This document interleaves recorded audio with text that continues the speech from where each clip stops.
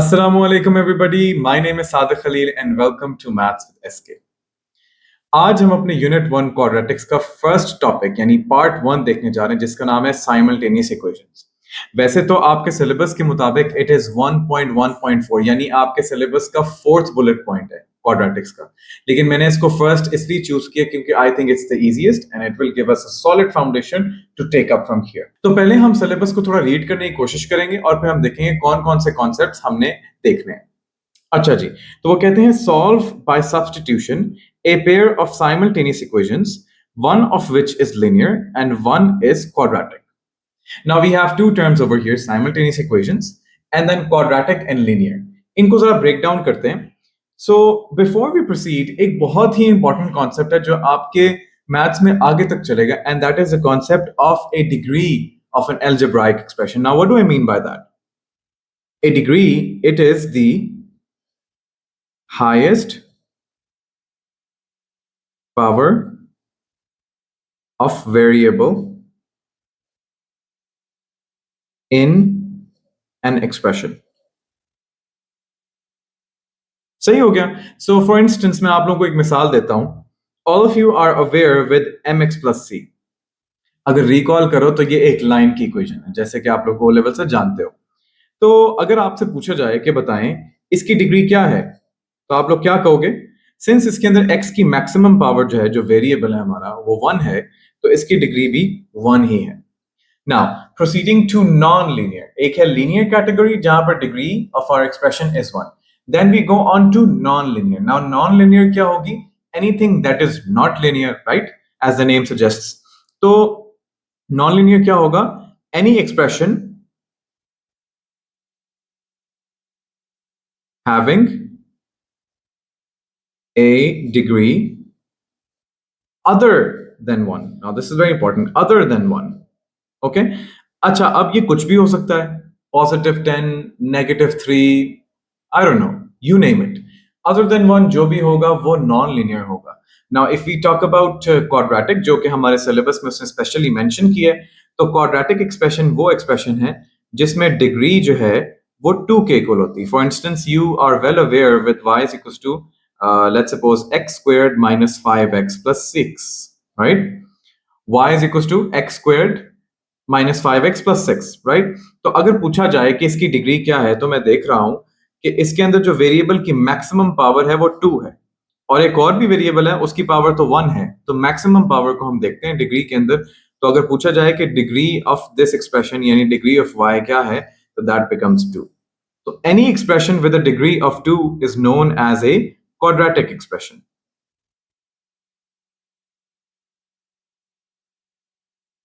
तो so far ये concept था डिग्री का। अब हम एक्चुअल सॉल्विंग की तरफ चलते हैं। तो here we have an expression. One we have x plus y plus 1 is equals to 0 and the other expression is x squared plus y squared is equals to 25. तो जैसे कि सिलेबस में कहा कि एक एक्सप्रेशन जो है वो लीनियर होगा। अब हमें समझ में आ गई कि लीनियर एक्सप्रेशन क्या होता है। This one is a linear expression और ये जो है ये एक नॉन लीनियर एक्सप्रेशन। हम इसको जनरल फॉर्म रखते हैं, ये एक नॉन लीनियर एक्सप्रेशन है। ठीक हो गया। तो इस तरह की साइमल्टेनियस इक्वेशंस को कैसे सॉल्व किया जाता है? Now step number 1, we make one of the variables in the linear expression as our subject. आपने नॉन लीनियर एक्सप्रेशन को छेड़ना नहीं है, उसको छेड़ोगे तो कॉम्प्लिकेट कर लोगे। हम लीनियर एक्सप्रेशन में किसी एक वेरिएबल को अपना सब्जेक्ट बनाएंगे और वो कोई भी हो सकता है, वो x भी हो सकता है, वो y भी हो सकता है। इन दिस एग्जांपल मैं y को अपना सब्जेक्ट बना लेता हूं। तो अगर मैं फर्स्ट इक्वेशन को देखूं तो it becomes y is equals to -1 -x, right? x और 1 दोनों उस तरफ चले गए।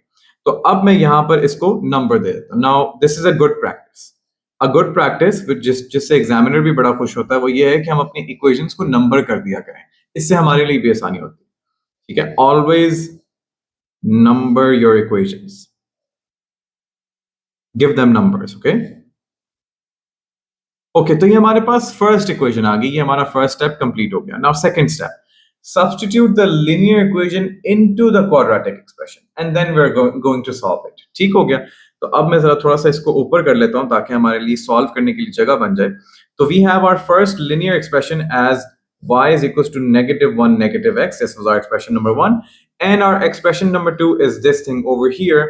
So x squared plus y squared is equals to what? 25. Right, ये हमारा एक्सप्रेशन नंबर 2 हो गया। ठीक हो गया। और राइट, नाउ हमने क्या कहा कि लिनियर को हमने क्वाड्रेटिक के अंदर सब्स्टिट्यूट करना है। तो सिंस यहां पर मेरा y जो है सब्जेक्ट बन चुका है, I can write this as x squared, ठीक है, plus this entire thing over here, so -1 minus x, क्योंकि ये सारा y था, and then a whole square on top of that. ठीक हो गया। और this should be equal to 25। अब हमारे लिए बहुत इजी हो गया इसको सॉल्व करना। Now you must be thinking कि इसको हम कैसे एक्सपैंड करेंगे। अब मैं जरा थोड़ा सा इसको इसके पीछे का अलजेब्रा बताता हूं।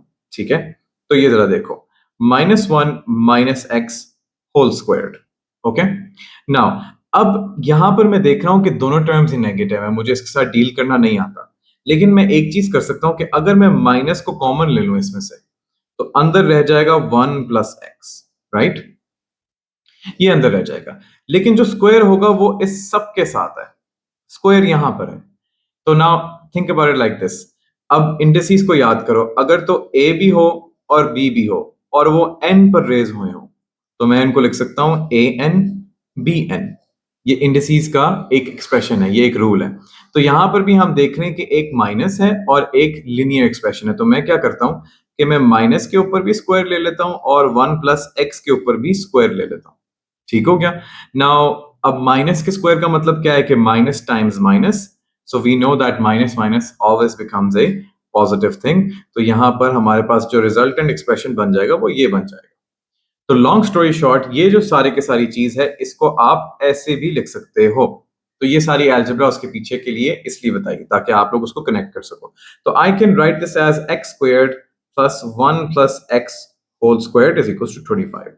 अब ये सिंपल सॉल्विंग है, मैं इसको एक्सपैंड करता हूं। तो we have x squared plus 1 plus 2x plus x squared is equal to 25। ठीक हो गया।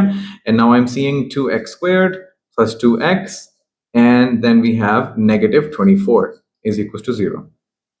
Now I can solve it in any way I want. मैं factors भी ढूंढ सकता हूँ, फॉर्मूला भी लगा सकता हूँ, it's up to you. ऐसा करते हैं कि हम फॉर्मूला लगा लेते हैं, उससे जल्दी से हो जाएगा।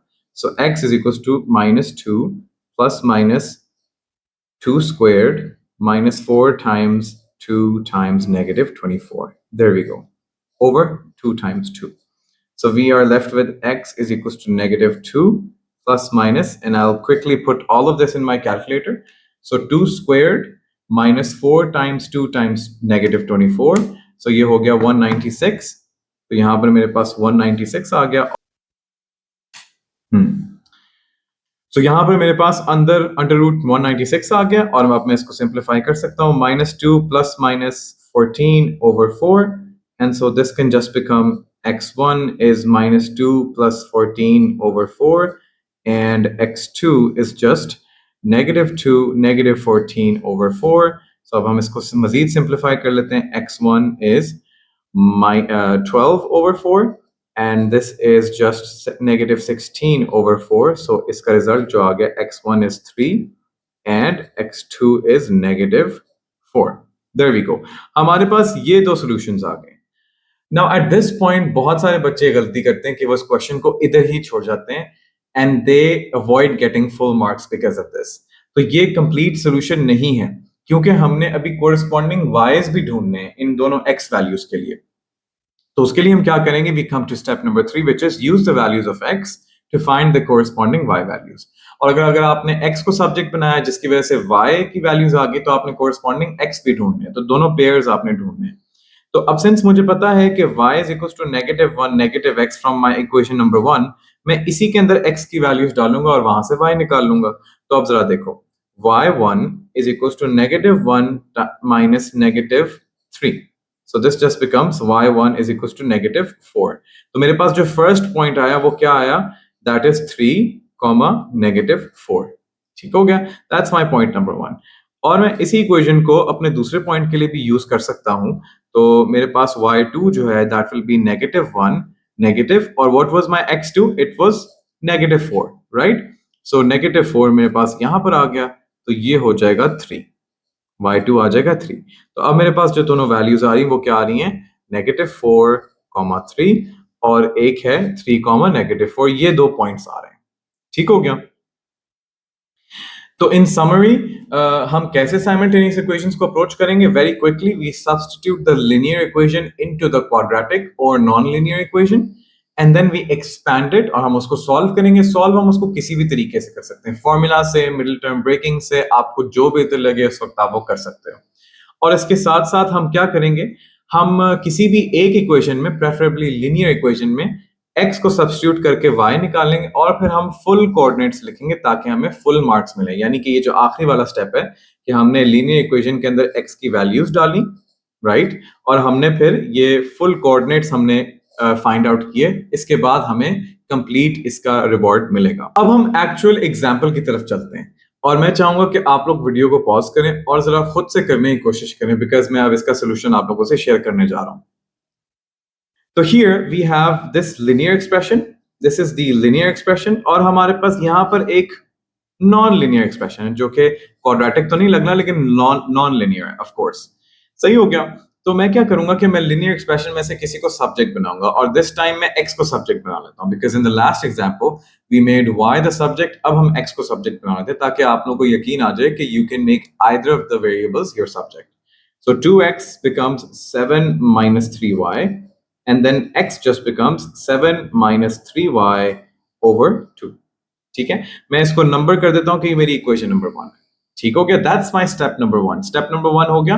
स्टेप नंबर 2 क्या है कि लीनियर इक्वेशन को क्वाड्रेटिक या नॉन लीनियर इक्वेशन में सब्स्टिट्यूट करना है।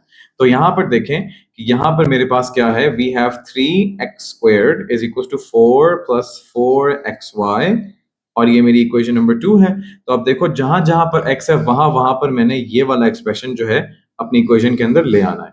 So we have 3 times 7 minus 3y over 2 whole squared is equals to 4 plus 4 times this entire thing over here, 7 minus 3y over 2, and then we have y at the end. Okay, so far everything is looking good. Now we just have to simplify. So we have 3 over here. मैं ये जो पूरी fraction जिसके ऊपर एक whole square आया हुआ है, I can write it like this कि ये 7 minus 3y होल स्क्वायर्ड है और 2 स्क्वायर्ड है। ठीक है, I can right it like this. और मैं जरा इसको और रिफाइन कर लेता हूं अभी कि ये 4 है, राइट। ठीक हो गया। और on the other hand we have 4 plus, अब जरा ये देखें, ये वाला 2 और ये वाला 4 आपस में कैंसिल आउट हो सकते हैं। तो I can just right it like 2 7 minus 3y times y। ठीक हो गया, ये और मजीद सिंप्लीफाई हो गया। Now we should simplify it further. ये हो जाएगा 3 over 4 और फिर एंड पर रह जाएगा। मैं अब इस स्क्वायर को ओपन करने लगा हूं, इस वाले स्क्वायर को मैं ओपन करने लगा हूं। तो we have 49, my bad, 3y went away, so we have 49 minus 2 times 7 times 3y, and then we have 9y squared। Okay, ये हो गया left hand side. Right hand side पे क्या क्या है, 4। अब ये जो 2 और y हैं ऑन द आउटसाइड, ये सारे मल्टीप्लाई हो रहे हैं एक दूसरे के साथ। तो जरा देखो, 2 times 7 times y, so this is 14y, and then we have 2 times negative 3y and then y, we have negative 6y squared। So that's ये थोड़ी सी डिफिकल्टी लेवल बढ़ गया है क्योंकि ओ लेवल में हम इस तरह के एक्सप्रेशन नहीं ना देखते। तो ए लेवल्स में we will get used to such expressions and how to manipulate them. So अब हमारे पास सारे एक्सप्रेशंस खुल गए हैं। अब हम सारी चीजों को एक तरफ ले जाते हैं, but before that left hand side पे अभी भी ब्रैकेट है, उसको रिजॉल्व करते हैं।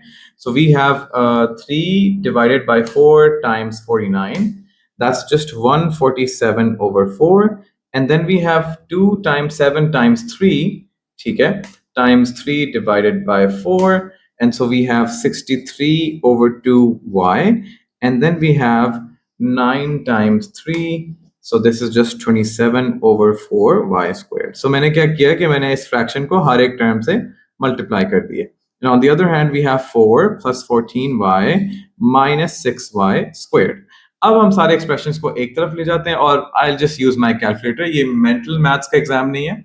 ऑफ्टन टाइम्स बच्चे ना इसको अपनी ईगो पे ले लेते हैं कि मुझे तो मेंटल मैथ्स आना चाहिए। That's okay. A level maths में हम आपका मेंटल मैथ्स नहीं बनाना चाह रहे, हम आपकी मैथमेटिकल स्किल और प्रॉब्लम सॉल्विंग को बेहतर करना चाह रहे हैं। तो मैं अपने कैलकुलेटर को मैंने साथ रखा हुआ है, मैं उसको यूज कर लूंगा, no issues in that. So 27 over 4 plus 6, तो यहां पर आ गई 51 over 4y squared, ऑलराइट। और फिर 63 over 2 minus 14, ठीक है, we have plus 35/2y। My bad, ये नेगेटिव 63/2 है, सो मैंने नेगेटिव नहीं डाला, negative 63/2 minus 14, so that's just negative 91/2y. All right, and then we have 147/4, all right, minus 4, so that's just plus 131/4 is equals to 0. Now we have a solid expression, सब कुछ एक तरफ आ गया और मैं देख रहा हूं कि हर फ्रैक्शन के अंदर 4 या 2 मौजूद है। तो if I just take this entire expression and I just multiply this by 4, तो मैं सारी की सारी फ्रैक्शन से रिमूव हो जाऊंगा, तो ये हो जाएगा 51y स्क्वायर्ड माइनस 91 2 टाइम्स हो जाएगा, तो ये हो जाएगा 182y plus 131 is equal to 0। Now ये अब नंबर्स बहुत बड़े हैं, मेरे लिए इसके फैक्टर्स सोचना मुश्किल है, तो just use the quadratic formula, the easy way out. So y is equals to minus 182 plus minus 182 squared minus 4 times 51 times 131 over 2 times 51. All right, so there we go. We have 182 on the outside.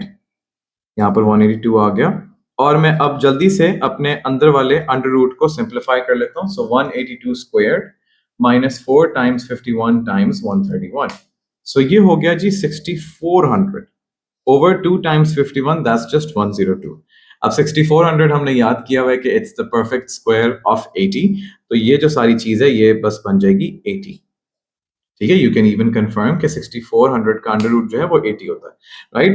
So y then just becomes 182 plus 80 over 102, that's your root number 1, and 182 minus 80 over 102, that's your root number 2. So y1 is actually plus 182 divided by 102. So that's just 131 over 51. And the other root over here is 182 minus 80 divided by 102. So that's just 1. All right. वही वाली बात है कि यहां पर रुकना नहीं है, अब हमने corresponding x भी फाइंड करने हैं। तो हमें पता है कि हमने स्टार्ट में ये एस्टेब्लिश किया था कि x जो है वो तो इस चीज के इक्वल है, ठीक है। तो मैं इसी चीज को, इसी फैक्ट को यहां पर लेकर आता हूं कि भाई x is always equal to 7 minus 3y/2 for this equation of course, for this question of course, right.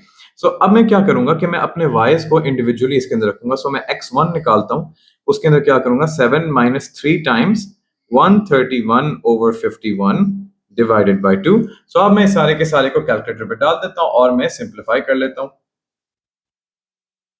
131/51 and we have, there we go, हमारा x1 आ रहा है -6/17। सो हमारा जो फर्स्ट पॉइंट है वो क्या है, -6/17, 131/51। There we go. And then point number 2 यानी x2 वो कैसे आएगा, 7 minus 3 times 1/2, so that's just 4/2 and that's just 2. So हमारा जो second point है that's 2, 1. There we go.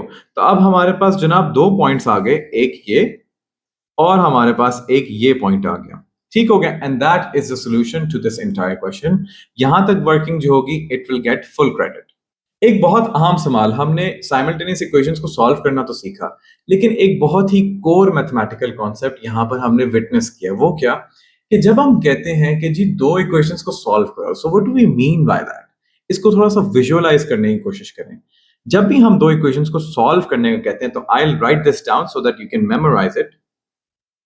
तो guys this is the reality, ये वो कॉन्सेप्ट है कि जब भी हम दो इक्वेशंस को सॉल्व करने का कहते हैं तो what do we really mean by that is कि हम वो जगह, वो वाले पॉइंट्स जानना चाह रहे होते हैं जहां पर उन दोनों इक्वेशंस के ग्राफ्स मीट कर रहे हैं। सही हो गया। Now let me say that one more time कि जब भी हम दो इक्वेशंस को सॉल्व करते हैं what we mean by that is कि we want to know those points जहां पर उनके दोनों के जो ग्राफ्स हैं वो मीट कर रहे हैं। तो this is such A core concept और ये मैथ्स में बार बार यूज होगा। This is such a core concept और मैं चाहता हूं कि आप लोग इसको जरा विजुअलाइज भी करो। And for that I will open up Desmos जो कि ग्राफिंग कैलकुलेटर है और मैं इसी इक्वेशन को वहां पर आप लोगों को ग्राफ करके दिखाऊंगा। सो कम अलोंग। तो गाइस ये देखो मेरी स्क्रीन पे मैंने दोनों फंक्शंस को अभी अभी प्लॉट किया है और नोटिस हाउ ये दोनों जो ग्राफ्स हैं ये हमारी इक्वेशंस पर मैप हो रहे हैं। और अब आप लोग कुछ परेशान हो रहे हो कि यार ये स्केच कैसे हुआ, ये हम हमारे एग्जाम में तो नहीं आएगा। तो काम डाउन, रिलैक्स करो, ये एग्जाम में नहीं आने वाला। एंड अभी हम स्केचिंग को देख भी नहीं रहे, that's not the point over here. The point is कि हमने इन दोनों इक्वेशंस को सॉल्व किया and we found 2 points, right, point A and point B. If you recall, अगर मैं आप लोगों को अभी भी अपनी स्क्रीन दिखाऊं, ये देखो, ये वाले जो 2 पॉइंट्स हैं हमने ये फिगर आउट किए। तो जरा चेक करो, अगर मैं वापस अपने ग्राफ पर जाऊं तो मेरे ये जो दो इक्वेशंस के ग्राफ्स हैं ये कहां कहां पर मीट करें। ये 2 1 पे मीट करें which was our point B, एंड ये इधर भी मीट करें जो कि एक रियल नंबर फॉर्म में है, फ्रैक्शन फॉर्म में नहीं है, लेकिन अगर आप अपने कैलकुलेटर में डालोगे तो यही वाली वैल्यूज आएंगे। तो गाइस एक बहुत ही ब्यूटीफुल चीज हमारे सामने आई, वो ये है कि जब भी हम दो इक्वेशंस को सॉल्व करते हैं तो हमें हमारे पास वो वाले पॉइंट्स आ जाते हैं जहां पर वो दोनों ग्राफ्स मीट कर रहे हैं। अब रही बात स्केचिंग की, तो वो अभी हमारा कंसर्न नहीं, we will look into that in the subsequent videos. लेकिन अभी के लिए बस इस बात के साथ लेट गो करो, यानी अभी हमारा स्केचिंग हमारा मेन कंसर्न नहीं है। हमने बस इस वक्त ये देखना है कि जब भी हम दो इक्वेशंस को सॉल्व करते हैं तो we are actually getting the points जहां पर वो मीट करें। If you just leave with this concept over here, तो you have taken such a big concept home कि ये आपके सारे ए लेवल मैथ्स में काम आएगा। With that said, I will see you in the next video. तब तक अपना ख्याल रखें। अल्लाह हाफिज।